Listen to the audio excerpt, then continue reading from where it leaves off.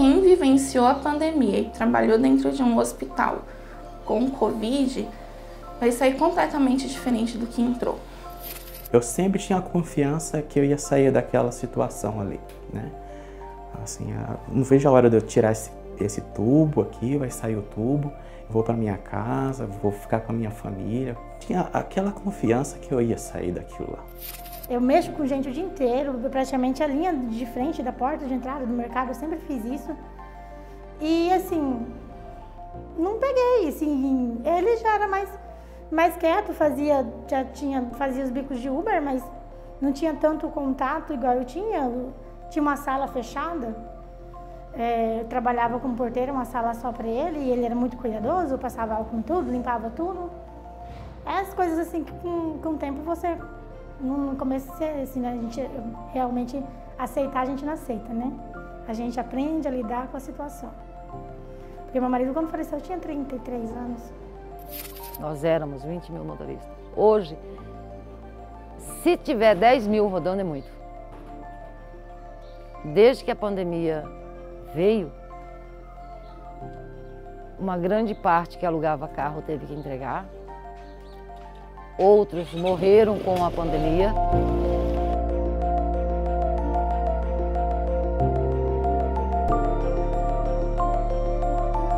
Eu não sou adepto de usar o governo como forma,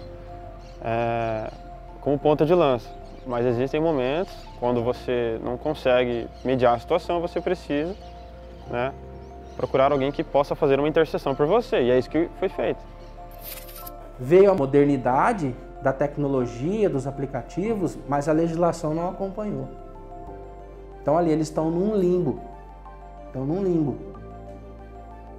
E eu acho que precisa das autoridades competentes, dos órgãos fiscalizadores e até um trabalho mesmo da Justiça do Trabalho, junto com nós advogados, OAB e tudo mais, um estudo para poder assegurar o direito desses trabalhadores, que na pandemia alimentou muita gente.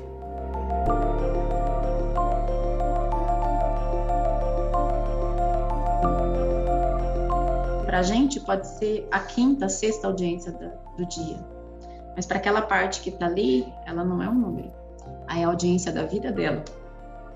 Aquela parte, aquela pessoa, ela não dormiu a noite anterior ensaiando o que ele ia falar para o juiz, e ela tem aquela necessidade de falar, para que a gente consiga fazer essa ponderação.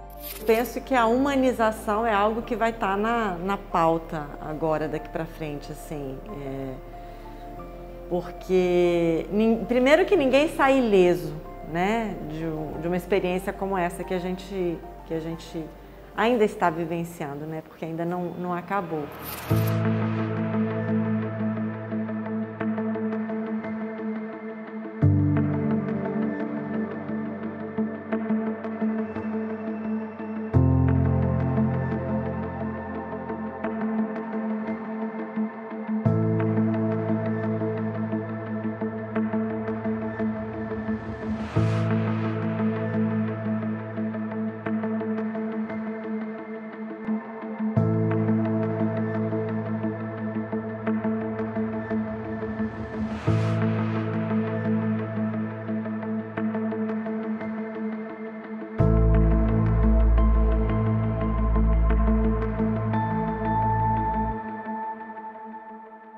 Eu não quero nada de ninguém, mas eu fui guiado ali internamente. Na verdade, eu fui afrontado. Ah, procure seus direitos. Falei, tudo bem.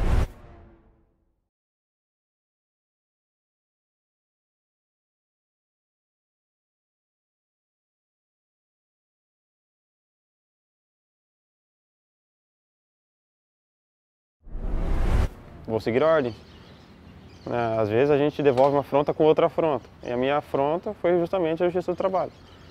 O que acontece nesses casos que nós fizemos aqui em Mato Grosso?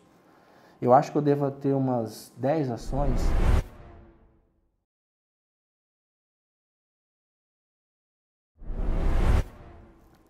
Eram motoqueiros que eles eram selecionados por uma empresa de logística, de serviços de motoboys. Essa empresa logística toma conta da frota estipula quais as escalas e estipula o horário de trabalho. Ela recebe do iFood e repassa para os motoboys. Geralmente, as pessoas que são selecionadas são os motoqueiros nuvem. Aí ele vai lá, manda o cadastro para a OL aprova e passa eles de motoqueiro nuvem para a modalidade OL, operadora logística. A partir do momento que é feito esse translado, essa mudança, quem vai gerir aquela conta é a OL. O que chama as pessoas que estão na OL, na nuvem para trabalhar para a OL? É que você tem um garantido. Você estando lá e você não fizer nenhuma entrega, você tem aquilo garantido. Mas se você estiver trabalhando e você rejeitar uma corrida, ou se você não se logar na horário que é, ou se você não cumprir os 85% da taxa de tempo online, eles te multam, não te pagam aquilo ali, suspendem, dão um gancho de 2 dias. Então, assim, esses rapazes trabalham numa rotina alucinante. Olha, o aplicativo ele tem bloqueado o motorista do nada.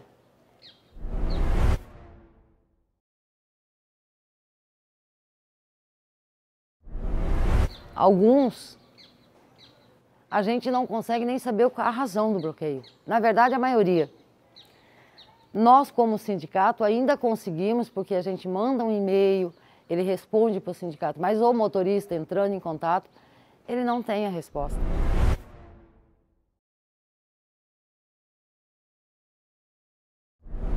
O operador logístico, né, o que ele faz? É essa ajuda que ele dá em loco, né, para o prestador, para o motoqueiro, de alguma urgência que ele tiver. Ó, enfim, quebrou meu celular, aí o operador logístico faz a comunicação, entendeu? Porque às vezes o próprio motoboy ele não consegue, não tem vamos dizer, a habilidade para mexer no aplicativo, entendeu?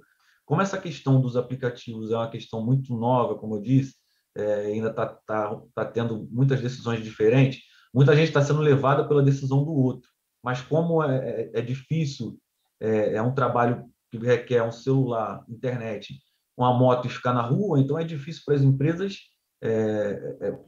comprovar aquilo que não está sendo a realidade mesmo, não, a alegação que não está sendo, vamos dizer assim, fictícia, né? Uma análise difícil de ser feita para os magistrados que ainda estão estudando o caso, ainda não tem doutrina, né? Nessa última ação fiscal, nós fizemos mais de 150 entrevistas. Essas ações fiscais foram centralizadas na Superintendência Regional do Trabalho.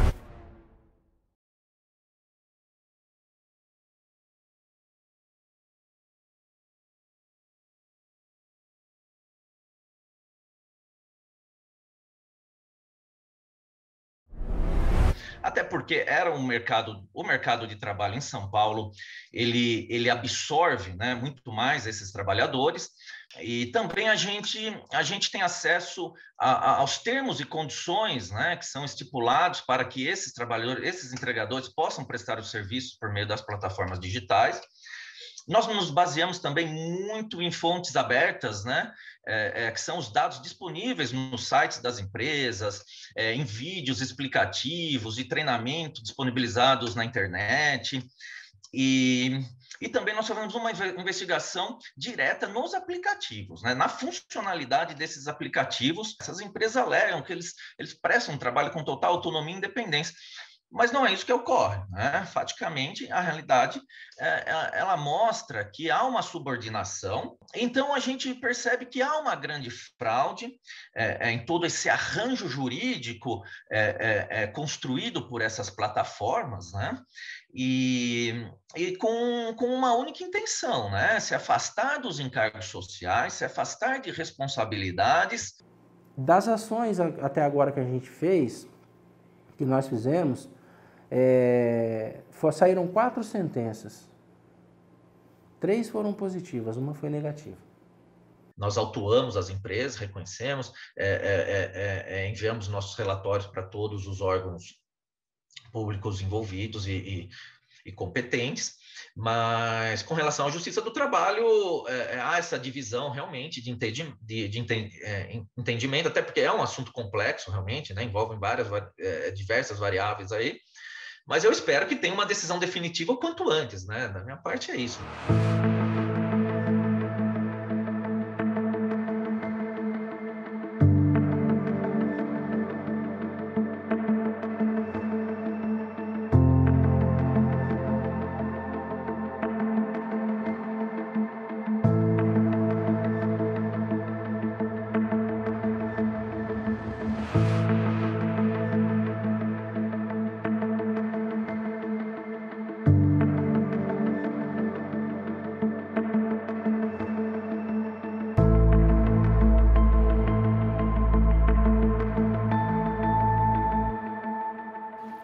Nós perdemos muitos motoristas nessa pandemia, com o Covid.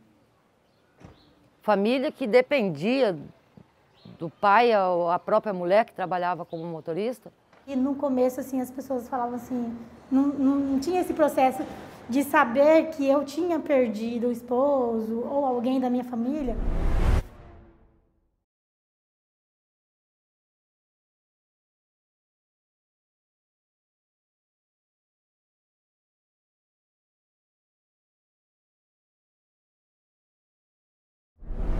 Eu escutava muito, mas isso aí não é nada, isso não é isso não é aquilo, né? Isso é coisa de governo, isso é coisa que televisão inventa.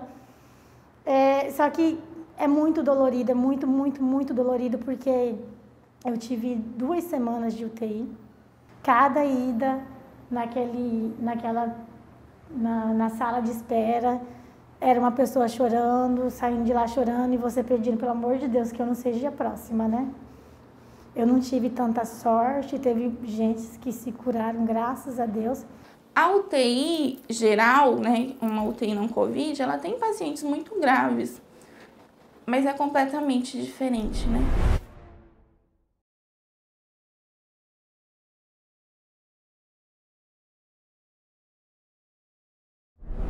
O paciente Covid, ele exige um cuidado, de uma finesse, de uma delicadeza, de um beira-leito muito maior do que a gente estava acostumado.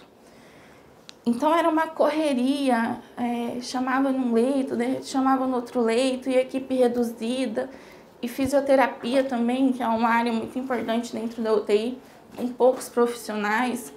Então era o tempo todo sob pressão, e aí a gente chegou num momento pior ainda, que além de não ter equipe suficiente, começaram a faltar as medicações. Então a gente viu muitas coisas tristes de não ter realmente a medicação que o paciente precisava para ficar sedado, sabe? E infelizmente 7 meses após ele falecer, faleceu meu cunhado e minha sogra. Minha sogra faleceu na sexta-feira santa. Ela já tinha 1 semana internada. Meu cunhado também estava internado, mas estava só na parte mesmo de observação. Então, assim, a família do meu marido foi todo mundo. Quando eu fui dar uma entrada no processo, que eu fui comunicar à empresa que ele tinha falecido, já pediram a documentação, levei a documentação minha, dele e tudo. A empresa requereu como se eles não tivessem, não tivesse ninguém dado entrada a receber a rescisão, né? Minha sogra tinha um pouco mais de interesse e ficou por conta dela. Aí quando ela faleceu, eu tive que entrar com a advogada.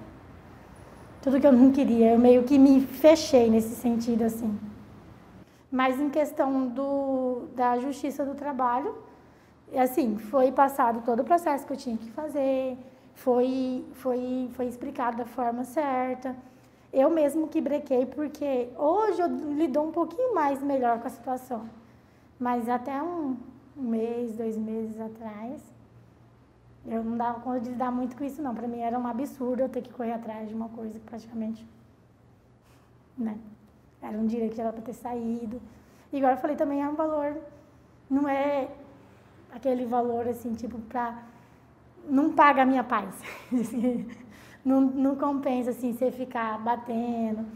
É doloroso, é doído. Você tá tendo que correr e comprovar que isso é uma parte que Na realidade, que se eu fosse casada, não estivesse mexendo com essas coisas, já tivesse casada no papel, seria muito mais fácil. Isso também deu uma dificuldade maior. Bem desafiador mesmo, sabe?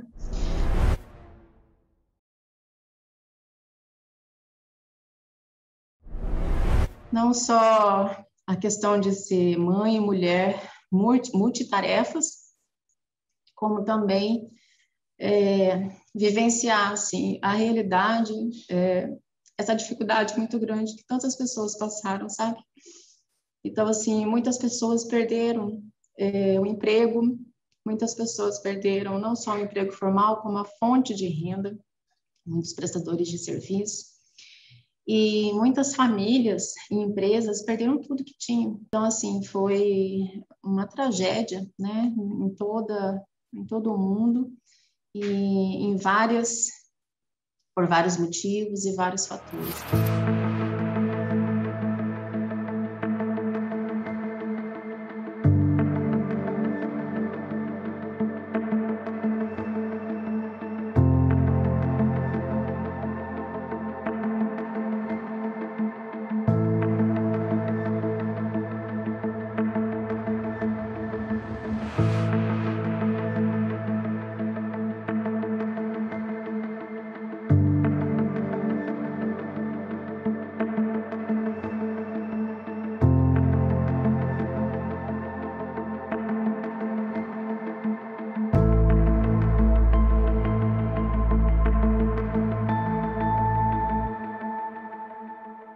A pandemia, assim como em todos os outros lugares, pegou todos nós de surpresa aqui, né?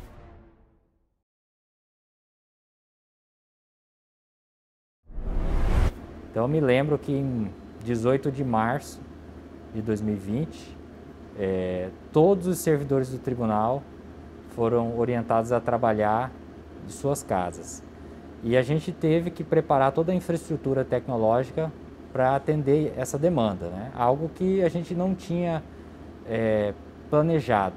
E aí, com muito esforço, a gente conseguiu deixar todos os postos de trabalho dos colaboradores aptos a funcionarem normalmente, né? Então, assim, as pessoas conseguiram de casa exercer suas atividades como se estivessem aqui dentro, sem nenhum impacto significativo na produtividade do trabalho. Aí veio aquele burburinho todo, o tribunal tinha que vir para casa, ele trabalha, como é que vai fazer?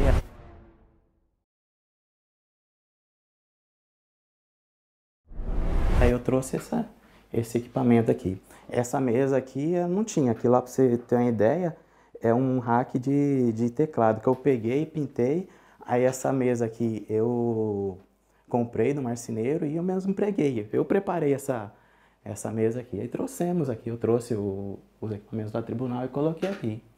Aí desde o ano passado a gente veio, estou trabalhando aqui, né? Houve uma adaptação por parte de todos.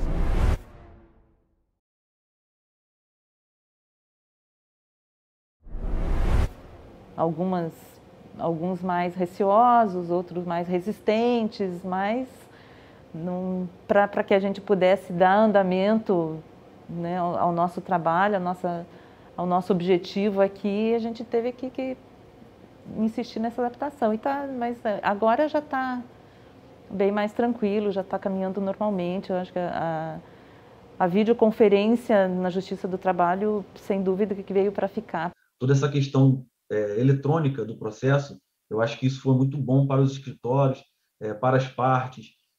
A gente tem audiências que o reclamante está no trabalho, né? Já peguei audiência que a pessoa está trabalhando no momento, para um pouquinho, senta onde for no banquinho e está fazendo audiência. Ficou mais cômodo para nós, só que também, de certa forma, mais arriscado. Porque nós, quando temos as audiências, nós estamos expostos aos mesmos riscos que todo mundo está exposto.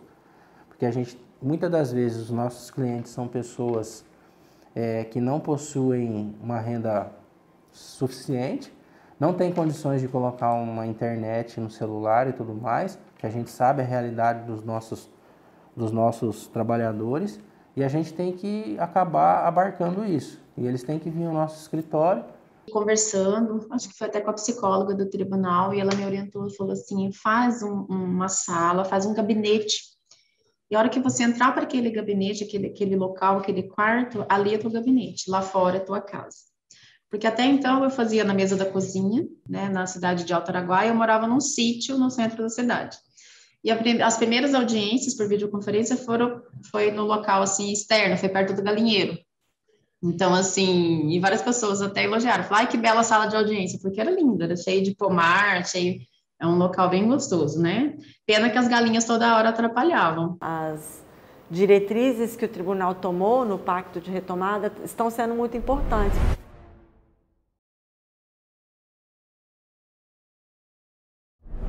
Que a gente tem buscado respeitar, né, o momento de cada um. Né? Então, assim, dentro de todas as possibilidades e mantendo a garantia da prestação jurisdicional, a gente tem buscado assim, ter esse olhar para as pessoas. Para nós, oficiais de justiça, o trabalho na rua é um dos atrativos da nossa profissão, porque a gente tem um perfil de interação social muito maior do que os servidores que trabalham internamente.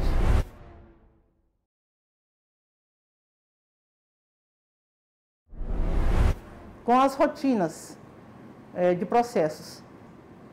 Tivemos algumas contaminações, graças ao bom Deus e à nossa ciência, foram bem amparados. Fui num pneumo, né?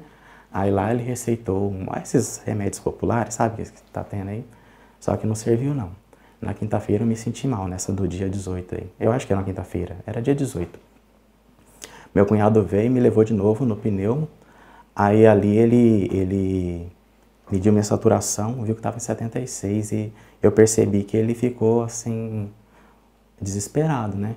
Eu falei assim, Ricardo, você não tá bem não, você tem que ir pro hospital. Aí a enfermeira já me deixou lá e dali eu fiquei os 60 dias ali. Desses 60 dias fiquei 36 dias de UTI. A extubação minha foi no dia 20 de abril, foi no dia do aniversário da minha filha. Então a gente viu que pode fazer a diferença na vida das pessoas, seja por meio da destinação dos valores de condenações de danos morais coletivos, em prol de projetos sociais que beneficiaram a coletividade atingida. Se eu não me engano, mais de 400 face shields que foram destinados ao pessoal que estava na linha de frente, né, e depois para vários trabalhadores, e cestas básicas, materiais de higiene e inúmeros outros projetos. Então, assim, a justiça não para, a justiça não parou, o nosso trabalho aumentou. A dificuldade no nosso trabalho, assim, o desafio foi muito maior por meio da tecnologia, e graças a Deus, né, nós estamos a esse ponto da tecnologia que nos permitiu não pararmos, né, e então nós continuamos, nós nos adaptamos, e que bom que nós conseguimos alcançar muitas pessoas.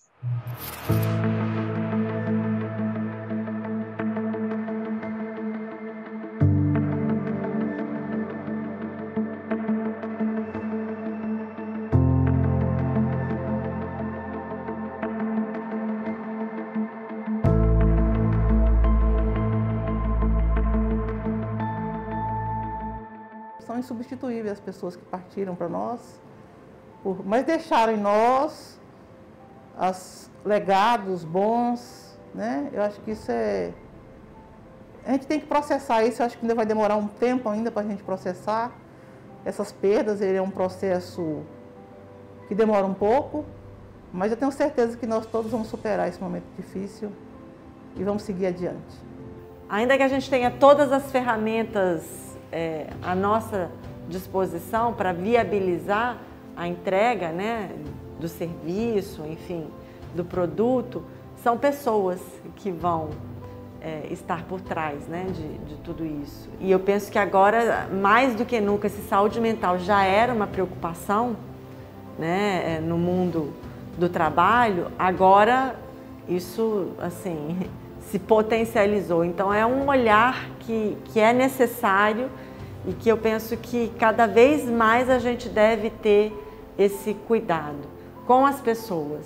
Esses momentos pequenos que talvez antes passavam batidos, com a pandemia e com a gravidade do Covid, acho que a gente aprendeu a ter mais empatia, tanto com as famílias quanto com o paciente, né? Então acho que com certeza a gente sai muito diferente do que entrou nessa pandemia.